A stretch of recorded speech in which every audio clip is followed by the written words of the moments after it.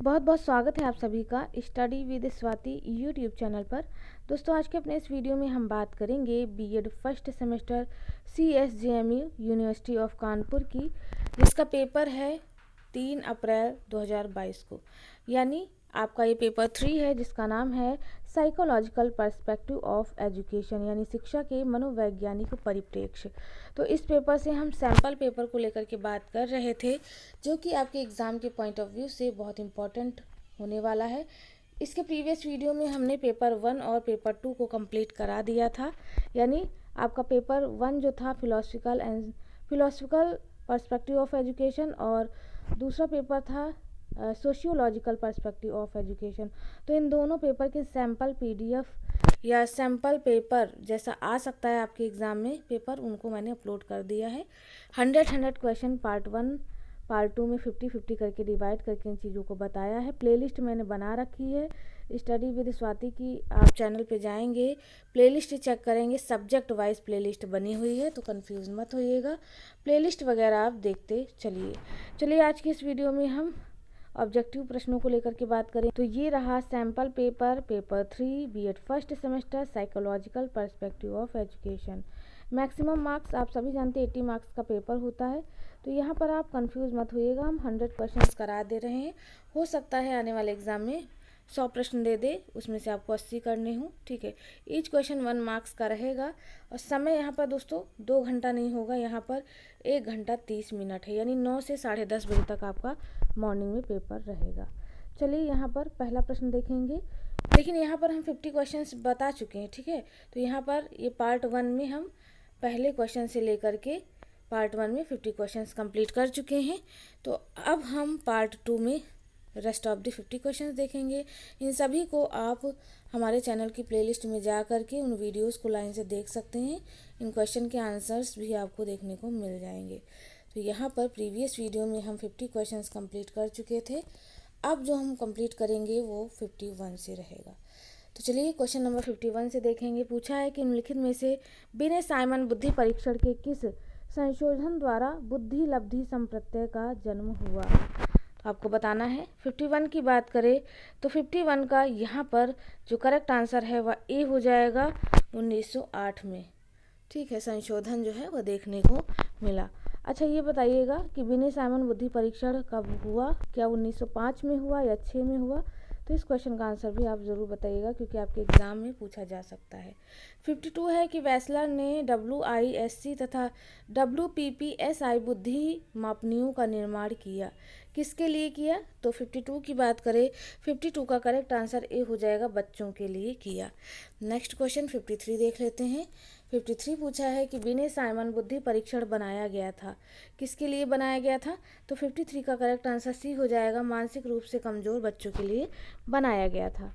Next है 54 कि अगर किसी व्यक्ति का बुद्धि मानक प्राप्तांक यानी इंटेलिजेंस नॉर्म स्कोर +1 हो तथा उसका विचलन बुद्धि डेविएशन IQ कितना होगा। यदि मतलब ये आपको क्वेश्चन पूछ लिया है टोटल मिला करके कि यदि माध्य 100 है तथा मानक विचलन 15 हो तो इसका IQ, देखिए इसको आपको सॉल्व करना पड़ेगा थोड़ा। यहाँ पर हम आंसर बता देंगे, आप इन चीज़ों को सॉल्व करके देख लीजिएगा। तो 54 की बात करें, करेक्ट आंसर सी हो जाएगा। जो आंसर आएगा वो आपका 115 आएगा, ठीक है, 54 का सी। नेक्स्ट देखेंगे। नेक्स्ट है 55 पूछा है कि बिने तथा साइमन ने बुद्धि मापने के लिए सबसे पहला परीक्षण बनाया, कब बनाया था। तो यहाँ पर 1905 मैंने जैसे कि बताया कि आपको कमेंट द्वारा बताना था कि 1905 है कि 6, तो बिल्कुल 1905 इसका करेक्ट आंसर हो जाएगा। नेक्स्ट क्वेश्चन देखेंगे। 56 पूछा है कि यह कथन किसका है बुद्धि बिजली के समान है, जिसे परिभाषित करने की अपेक्षा मापन आसान है। तो स्टेटमेंट वगैरह बहुत पूछता है। तो 56 का करेक्ट आंसर ए हो जाएगा, जेनसन ने दिया है यह स्टेटमेंट। 57 नंबर का क्वेश्चन है कि 1981 में पुनः संशोधित किए गए वेस्लर वयस्क बुद्धि मापनी R यानी WAIS-R में कुल कितने उप परीक्षण थे। तो 57 की बात करें, 57 का करेक्ट आंसर बी हो जाएगा, 11 उप परीक्षण थे, ठीक है। इन चीज़ों को बिल्कुल रट डालिए, यही क्वेश्चन आपके पूछे जाने वाले हैं। चलिए नेक्स्ट 58 देख लेते हैं। 58 पूछा है कि बुद्धि लब्धि के नवीनतम अर्थ में निम्नलिखित में से किसे हटा दिया गया है। तो 58 की बात करें, करेक्ट आंसर बी हो जाएगा, मानसिक आयु को हटा दिया गया है। नेक्स्ट है 59 की मानसिक आयु यानी मेंटल एज संप्रत्यय का प्रतिपादन किया किसने दिया है मेंटल एज को। तो 59 की बात करें तो 59 का यहाँ पर करेक्ट आंसर डी हो जाएगा, साइमन और यहाँ पर ए बी यानी बी ने, इन दोनों ने मानसिक संप्रत्यय दिया है मानसिक आयु का यानी मेंटल एज का। तो यहाँ पर 59 का करेक्ट आंसर डी हो गया। नेक्स्ट है बुद्धि लब्धि यानी IQ जानने का सूत्र पूछ लिया, बहुत ये आपका यूपी टेट में भी पूछा गया था। तो बुद्धि लब्धि जानने का सूत्र क्या होगा, तो यहाँ पर 60 की बात करें, 60 का करेक्ट आंसर ए हो जाएगा, IQ बराबर MA/CA × 100। MA यानी mental as upon chronological age into 100, ये है IQ इंटेलिजेंट क्वेश्चन का आंसर। ठीक है, बुद्धि लब्धि ज्ञात करने का सूत्र। 61 है पिल्लन 1989 के अध्ययनानुसार निम्नलिखित में से किस देश के बुद्धि लब्धि प्राप्तांकों में सबसे कम वृद्धि हुई है। तो किस देश के बुद्धि लब्धि प्राप्तांकों में सबसे कम वृद्धि हुई है, तो 61 की बात करें, 61 का करेक्ट आंसर जो है वह डी हो जाएगा, अमेरिका। नेक्स्ट है 62 पूछा है कि विनय साइमन मापनी 1905 है, क्या है। तो 62 की बात करें, 62 का करेक्ट आंसर ए हो जाएगा, एक व्यक्तिक बुद्धि परीक्षण। नेक्स्ट है 63 की बुद्धि लब्धि यानी IQ संप्रत्यय को विकसित किया किसने विकसित किया, IQ के कॉन्सेप्ट को। तो 63 का करेक्ट आंसर ए हो जाएगा, विलियम स्टर्न महोदय ने। नेक्स्ट है 64 की रेवेंस प्रोग्रेसिव मैट्रिसेज बुद्धि परीक्षण है, कैसा बुद्धि परीक्षण है। तो 64 का करेक्ट आंसर सी हो जाएगा, शाब्दिक एवं संस्कृति मुक्त परीक्षण है। नेक्स्ट बढ़ते हैं आगे। तो अगला प्रश्न 65 है कि स्टैनफोर्ड विनय तथा वैश्लर मापनी में विचलन बुद्धि यानी DIQ का माध्य तथा मानक विचलन क्रमशः होता है, कितना होता है। तो 65 का करेक्ट आंसर ए हो जाएगा, 100 तथा 16 फिर कॉमा 100 तथा 15 ये होता है। 66 पूछा है कि वैश्लर ने बुद्धि को परिभाषित करने में किस उपागम यानी अप्रोच का सहारा लिया। तो 66 का यहाँ पर करेक्ट आंसर जो है वह ए हो जाएगा, यानी सार्वजनिक उपागम ग्लोबल अप्रोच का सहारा लिया। नेक्स्ट देखेंगे 67 पूछा है कि जब व्यक्ति के डोंट होल्ड टेस्ट के प्राप्तांक होल्ड टेस्ट के प्राप्तांकों से काफ़ी कम होते हैं तो व्यक्ति में क्या देखने को मिलेगा। तो 67 का करेक्ट आंसर भी हो जाएगा, विकृति संबंधी ह्रास होता है। नेक्स्ट है 68 की स्टेनफोर्ड विनय मापनी एक है, क्या है। तो 68 का यहाँ पर करेक्ट आंसर जो है वह ए हो जाएगा, आयु मापनी है। चलिए बढ़ते हैं अगले प्रश्न की तरफ, जो कि है 69 नंबर का। पूछा है कि स्टैनफोर्ड विनय मापनी का संशोधन कई बार किया गया, निम्नलिखित में से कौन सा संशोधन वर्ष सही नहीं है। तो 69 की बात करें, इसमें से इनकरेक्ट भी हो जाएगा 1961, बाकी सारे करेक्ट हो जाएंगे। 70 नंबर का क्वेश्चन है कि रेवेन्यू प्रोग्रेसिव मैट्रिसेज द्वारा किस कारक का मापन होता है। तो 70 का यहाँ पर करेक्ट आंसर जो है वह डी हो जाएगा, स्पीयरमैन के जी कारक यानी ग्रुप कारक का। ठीक है, उसके बाद 71 देख लेते हैं। पूछा है एक सफल पेंटर में किस प्रकार की बुद्धि की प्रमुखता होती है। तो 71 की बात करें, करेक्ट आंसर 71 का डी हो जाएगा, अमूर्त प्रकार की प्रमुखता होती है। वह मतलब अमूर्त जो दिखाई न दे, उन चीज़ों में खो करके वह पेंटिंग करता है। 72 है कि वैश्लर बुद्धि मापनी द्वारा नैदानिक मनोवैज्ञानिकों ने अनुमान लगाया कि व्यक्ति में विषाद आदि की प्रबलता होती है, यानी डिप्रेशन की प्रबलता होती है। तो यहाँ पर आपके ऑप्शन दिए हैं 4, आपको बताना है। 72 का यहाँ पर करेक्ट आंसर सी हो जाएगा, यानी शाब्दिक बुद्धि लब्धि क्रियात्मक बुद्धि लब्धि से 15 या उससे अधिक बिंदुओं से अधिक होती है। नेक्स्ट देखेंगे 73 पूछा है कि वैश्लर बेलेव्यू बुद्धि मापनी 1939 द्वारा किसका बुद्धि मापन किया जाता है। 73 का करेक्ट आंसर यहाँ पर बी हो जाएगा, बच्चों या वयस्कों दोनों का बुद्धि मापन किया जाता है। नेक्स्ट है 74 की स्टैनफोर्ड विनय मापनी 1986 द्वारा बुद्धि का मापन होता है। तो यहाँ आपको बताना है, तो यह होता है 2 वर्ष से 33 वर्ष तक की आयु के लिए करेक्ट आंसर डी आप लगा सकते हैं 74 का। ठीक है, नेक्स्ट है 75 की बैचलर का बुद्धि परीक्षण निम्नलिखित में से किस श्रेणी के अंतर्गत आता है।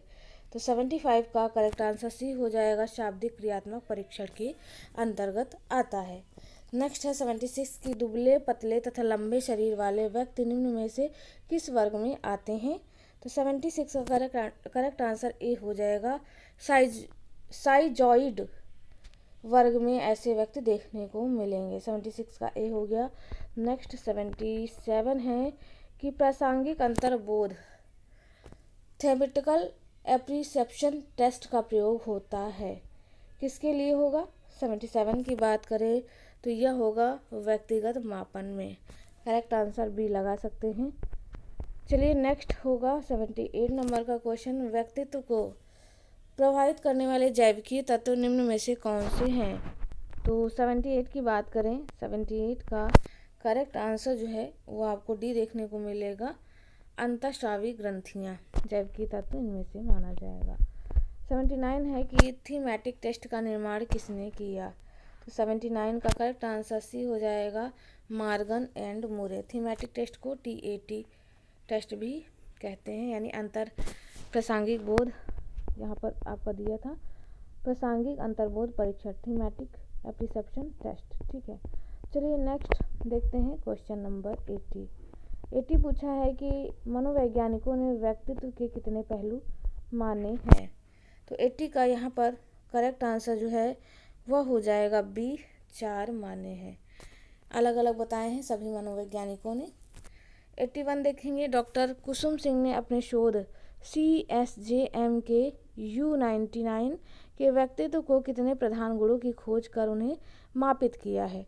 तो 81 की बात करें, करेक्ट आंसर सी हो जाएगा, 16 गुणों की खोज कर उन्हें मापित किया। नेक्स्ट 82 है कि एजुकेटिंग एक्सेप्शनल चिल्ड्रन नामक पुस्तक किसने लिखी है।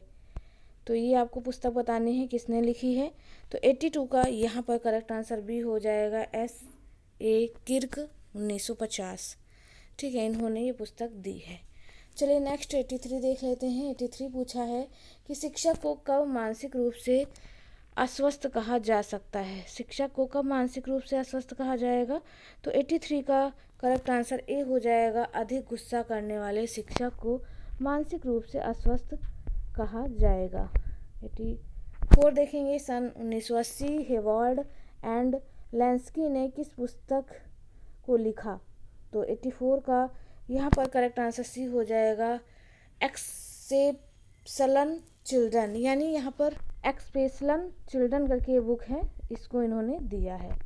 84 हो गया। 85 देखेंगे कि व्यक्तित्व मापन की सहायता से व्यक्तित्व के गुणों को ज्ञात किया जाता है, या कथन किसका है। तो 85 की बात करें, करेक्ट आंसर डी हो जाएगा, उपरोक्त सभी का, यानी वील्ड का, लैंगफील्ड का और बोरिंग का। इन सभी ने व्यक्तित्व मापन की सहायता से व्यक्तित्व के गुणों को ज्ञात किया है। ठीक है, तो ये सभी इनके अंतर्गत आ जाएंगे। 85 का करेक्ट आंसर डी हो गया। नेक्स्ट 86 है कि आनुवांशिकता की गणना व्यक्तित्व के निम्नलिखित निर्धारकों में से किस में होती है। तो 86 का करेक्ट आंसर ए हो जाएगा, जैविकी में होती है। नेक्स्ट है 87 कि निम्नलिखित में से किसने व्यक्तित्वों को अंतर्मुखी और बहिर्मुखी वर्गों में बांटा है। तो 87 की बात करें, 87 का करेक्ट आंसर डी हो जाएगा, CG जुंग महोदय ने व्यक्तित्व के अंतर्मुखी और बहिर्मुखी वर्गों में इन्हें बांटा है। चलिए 88 देख लेते हैं कि अजांक बुक बॉल बौने और मंदबुद्धि निम्नलिखित में से किस ग्रंथि की कमी पर निर्भर होते हैं। तो 88 की बात करें, करेक्ट आंसर बी हो जाएगा, गल ग्रंथि।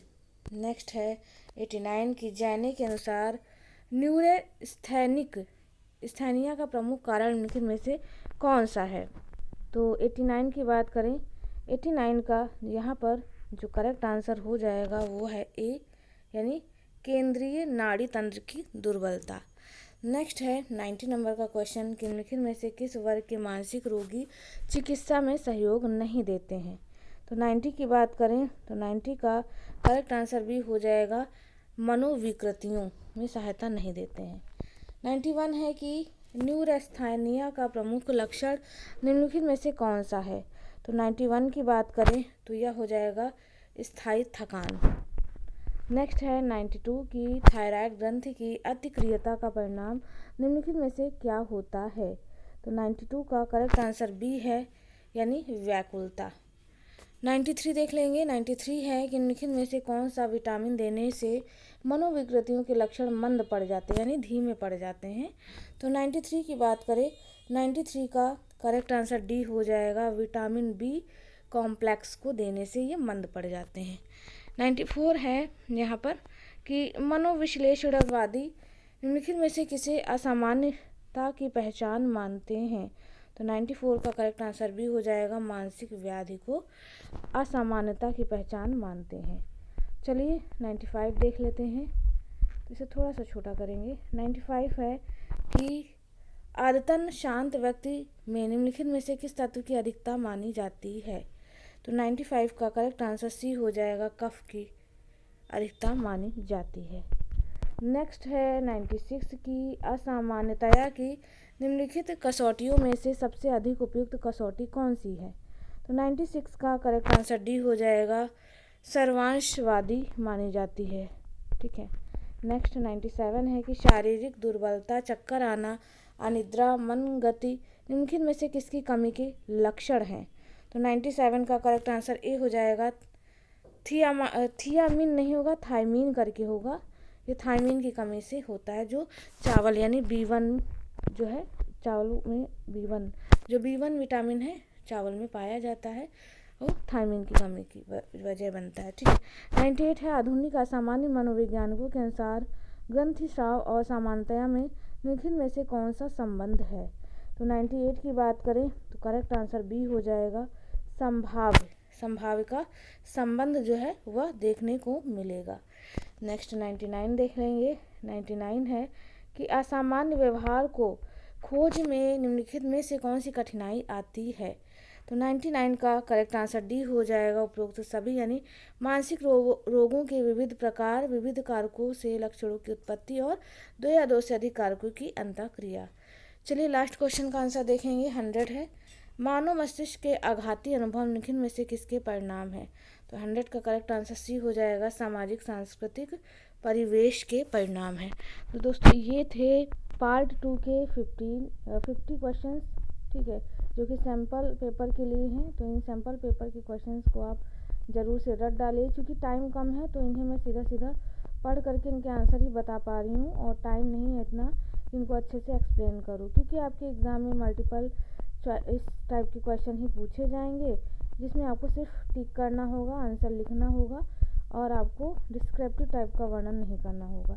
इसलिए यहाँ पर हम सीधा क्वेश्चन के आंसर को लेकर के बात कर ले रहे हैं। और इन सभी का PDF लास्ट टाइम आपको मिल जाएगा आपके पेपर के एक दिन पहले। तो आप मुझे टेलीग्राम चैनल पर ज़रूर ज्वाइन कर लीजिएगा, स्टडी विद स्वाति के नेम से। साथ ही आपका पेपर 1, पेपर 2 उनके सैम्पल PDF अवेलेबल हैं। इसके लिए आप हमारे चैनल की प्लेलिस्ट की ओर विजिट करें। चलिए दोस्तों, मिलते हैं अपने एक नेक्स्ट वीडियो में एक नया टॉपिक के साथ। तब तक के लिए आप सभी का बहुत बहुत धन्यवाद। Thank you friends, keep watching and share to others. Thank you.